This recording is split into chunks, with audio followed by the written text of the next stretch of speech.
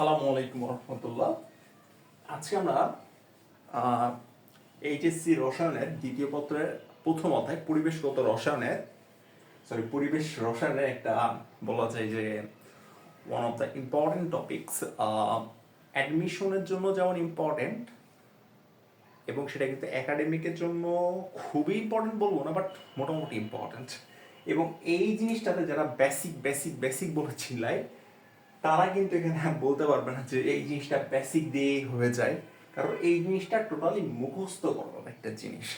So অনেকে এই জিনিসটা স্কিপ করে, ধরা খায় কিন্তু অ্যাডমিশনে।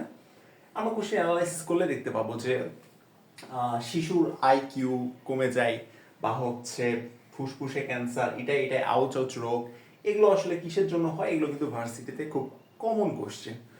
সো আমাদের টার্গেট থাকবে এই বোর্ডের মধ্যে যা আছে মুখস্থ করার। এবং এইটা আমি যদি রেফারেন্স দিয়ে, আমি মূলত এটা হাজারি স্যারের বই থেকে নিয়েছি, এবং হাজারি স্যারের বইয়ে এই ইনফরমেশনগুলো 9টা পেজ জুড়ে আছে, 9 থেকে 10টা পেজ জুড়ে আছে, যা আমি এক বোর্ডের মধ্যে এনেছি। আসলে এতটুকু ইনফরমেশন আছে। সো কেউ যদি এই জিনিসটা জাস্ট মুখস্থ করে, সে কিন্তু পরীক্ষার আগের রাত্রে তার এই জিনিসটা রিভাইজ দিতে 1 থেকে 2 মিনিট লাগবে। So let's start the topics. প্রথমত আমাদের এখানে 4টা ভারী ধাতু আছে, যেগুলোকে আমরা দূষক বলছি। এক হচ্ছে আর্সেনিক, ক্রোমিয়াম, ক্যাডমিয়াম, লেড। এগুলো একটু আবছা হয়ে গেছে, তো আমি এই জিনিসগুলো আগে থেকে লিখে রেখেছি, সময়ের অপচয় যেন না হয় সেই জন্য। তো প্রথমত লেড। তো আমরা জানি লেডের অপর নামই হচ্ছে সীসা। তো আমরা জাস্ট যদি এতটুকু মনে রাখতে পারি যে লেড মানে সীসা, মানে লেডের অপর নাম দিয়ে লেডের ক্ষতিকর প্রভাবগুলো শেষ। পি দিয়ে কি? পি দিয়ে হচ্ছে পাতলা রক্ত। পাতলা রক্ত বলে কি আমাদের বইতে কোনো বা আসলে কি কোনো টার্ম আছে? আসলে কিন্তু কোনো টার্ম নাই। কিন্তু আমাদের কোশ্চেন যদি এই রিলেটেড কিছু আছে, সাপোজ হচ্ছে কোন ধাতুর প্রভাবে রক্তের কনসেন্ট্রেশনটা কমে গেছে, অর্থাৎ রক্তটা পাতলা হয়ে গেছে। বেসিক্যালি কনসেন্ট্রেশনটা কমে গেছে মানে হিমোগ্লোবিনটা নষ্ট হয়ে গেছে। তাহলে আমরা যদি লেড মানে সীসা, পি দিয়ে পাতলা রক্ত মনে রাখি, তাহলে কিন্তু এটা আলাদাভাবে মুখস্থ করতে হচ্ছে না। বি তে আমি বুঝাইছি ব্লু, তাহলে মাড়িতে নীলাভ বিভিন্ন দাগ দেখা দিবে, মাড়িতে নীলাভ দাগ দেখা দিবে। এই সি দিয়ে বোঝানো হয়েছে শিশু, এই স দিয়ে বোঝানো হচ্ছে সন্তান। তাহলে শিশু অথবা সন্তান, এই দুইটা টার্ম যদি কোথাও থাকে সেটা হবে লেড।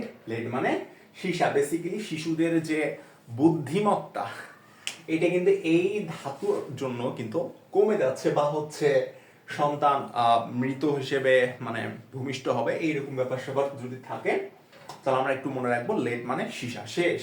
আচ্ছা, ক্রোমিয়ামেরটা আরো মজার, কারণ ক্রোমিয়ামের নামের মধ্যে একটু কম কম ব্যাপার আছে। ক্রোমিয়াম নামের মধ্যে একটু কম কম বিষয় আছে। কি কম? রক্ত কম। এবং রক্ত কম মানে রক্ত শূন্যতা, স্বল্পতার একটা টার্ম আছে, সেটাকে বলি আমরা অ্যানিমিয়া। তাহলে অ্যানিমিয়া কিসের জন্য হয়? ক্রোমিয়ামের জন্য হয়। এবং আর একটা জিনিস মাথায় রাখবো, এই ক্রোমিয়ামেও সি আছে, ক্যাডমিয়ামেও সি আছে। এই 4টা ধাতুর মধ্যে ক্যান্সার হয় এই দুইটার জন্য, ক্যান্সারেও কিন্তু সি আছে, ক্যান্সারেও সি আছে। বাট ক্যাডমিয়ামের ক্ষেত্রে ক্যান্সার দুইটা ফিক্সড, একটা হচ্ছে ফুসফুসে ক্যান্সার আর একটা হচ্ছে প্রোস্টেটে ক্যান্সার। প্রোস্টেটটা হচ্ছে পুরুষ প্রজননতন্ত্রের একটা অংশ, যেটা আর কি শুক্রাণুকে পুষ্টি দিয়ে থাকে। সো শুধু ক্যান্সার যদি বলে, শুধু ক্যান্সার, দিস ইজ ক্রোমিয়াম। আর ফুসফুসে ক্যান্সার, প্রোস্টেটে ক্যান্সার, ক্যাডমিয়াম। তবে আরেকটা ক্যান্সার আছে যেটা অন্য আরেকটা ধাতুর জন্য হয়, এটা আমরা পরবর্তীতে দেখছি একটু পরে। তো এই যে ক্যাডমিয়ামের তো আরো ক্ষতিকর প্রভাব আছে, তো আমরা এই জিনিসটা একটু মেলাতে পারি ক্যালসিয়াম ধাতুর সাথে। এখন ক্যাডমিয়ামেও কে আছে, ক্যালসিয়ামও কে আছে, ক্রোমিয়ামের সাথে তো কোনোভাবে মিলছে না ক্যালসিয়াম। এবং আমরা মনে রাখবো কিভাবে, ক্যাডমিয়ামের সাথে ক্যালসিয়ামের সম্পর্ক হচ্ছে ব্যস্তানুপাতিক। জাস্ট এতটুকু মনে রাখবো। কি মনে রাখবো আমি বলছি হচ্ছে, এই যে এই জায়গায় একটু ফোকাস করি, ক্যাডমিয়ামের সাথে ক্যালসিয়াম অ্যান্টি প্রপোর্শনাল ওয়াইজ সম্পর্ক আছে। অর্থাৎ আমার শরীরে যদি ক্যাডমিয়ামের প্রভাব থাকে, আমার শরীর থেকে কি ক্যালসিয়ামটা কমে যাবে। ক্যাডমিয়াম বেড়েছে, ক্যালসিয়াম কমেছে। আচ্ছা, ক্যালসিয়াম আমাদের হার্টের কিন্তু 97% হচ্ছে ক্যালসিয়াম। তাহলে এই ক্যাডমিয়াম দেখার সাথে ক্যালসিয়ামের কথা একটু মনে করবো। আর হাড্ডির মূল উপাদান যেহেতু হাড্ডি বা অস্থির মূল উপাদান যেহেতু ক্যালসিয়াম, সো এর সাথে আমরা একটু অস্থি বা হাড়ের কথাটা একটু মনে করব। তাহলে আমাদের হয়ে গেছে, যেমন শরীর থেকে কোন ধাতুর প্রভাবে ক্যালসিয়াম, জিঙ্ক এর পরিমাণ কমে যায়, একটু জিঙ্কটা মনে রাখবো, তো এটা হবে ক্যাডমিয়াম। তাহলে এইটা আমাদের ডান। আচ্ছা, অস্থি, অস্থি, এই অস্থি মানেই তো হাড্ডি, অস্থি বা অস্থি, এগুলো বলতে তো অস্থিকে বোঝানো হয়। বা হচ্ছে অস্টিওপোরোসিস, বেসিক্যালি এটা বয়স্ক মহিলাদের একটা রোগ হয় ক্যালসিয়ামের ঘাটতি জনিত কারণে। বেসিক্যালি 45 থেকে 50 বছর বয়সে বয়স্ক মহিলাদের আর কি মেনোপজ হয়, মানে মাসিকটা পজ হয়ে যায়। তো ওইটা ওই ওই ওই অবস্থায় এই রোগটা হয় মাঝে মধ্যে, হয় আর কি ক্যালসিয়ামের ঘাটতি জনিত কারণে। সো এখানে আমরা অস্থি দিয়ে মনে রাখতে পারছি, আবার ক্যালসিয়ামের ঘাটতি হচ্ছে। তাহলে অস্টিওপোরোসিস কিসের জন্য হচ্ছে? ক্যাডমিয়ামের জন্য হচ্ছে।